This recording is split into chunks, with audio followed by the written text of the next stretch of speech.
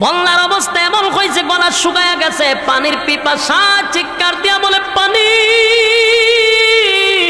পানি দাও, পানি দাও, পানি দাও, পানি দাও বলে যখন চিৎকার দেওয়া শুরু করছে, ফেরেশতারা বলেন এটা দুনিয়া নয় রে, পানি চাইলি তোরে ফ্রেশ একটা মামবোতল ধরাইয়া দিব। টিকের চিল্লাস বলে আমার গলা শেষ, আমি পানির পিপাসায় আমার কলিজাটা ফেটে যায়, একটু পানি দাও। ফেরেশতারা কয় এখানে পানি তো এমনে এমনে দেওয়া হয় না রে, এখানে পানি পান করতে হলে ইবাদত দিতে হয়, ইবাদতের বিনিময়ে আমরা পানি পান করাই। এবার বাংলা বলে এমন পিপাসা লাগছে, কলিজা পাটা পিপাসা, কলিজা পাটা পিপাসা, কলিজা পাটা পিপাসা লইয়া বাংলা চিৎকার দিয়া বলে পানি দাও গো। ফেরেশতারা বলে পানি যদি দিতে হয় তাহলে ইবাদত লাগবে, ইবাদত লাগবে। বান্দা পানির পিপাসায় বলে কত ইবাদত লাগবে বলো, আমার পানি চাই, পানি চাই।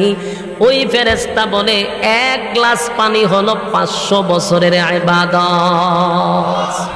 একটা জবান বন্ধ রাখবেন, আল্লাহু আকবার। আর জোরে কোন আল্লাহু আকবার। এই ইমানের আওয়াজ দিয়ে বল আল্লাহু আকবার। এই পানির কত দাম, পানির কত দাম, পানির কত দাম গো।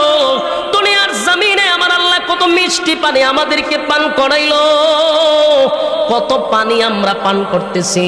শীতের দিনে তাকায়া দেখেন, শীতের সিজনে ঠান্ডার সময় টিউবওয়েলের পানিটা আমার মালিক কিন্তু গরম করে দিছে, কথা হয় না? টিউবওয়েলের পানিটা গরম হয়, আর এখন গরমের মৌসুমে টিউবওয়েলের চাপ দিয়া দেখেন পানিটা কিন্তু ঠান্ডা। আল্লাহ বলে বান্দা তাকায়া দেখ, আমি আল্লাহ তোরে কত ঠান্ডা পানি পান করাইলাম, কত পানি তোরে পান করাইলাম।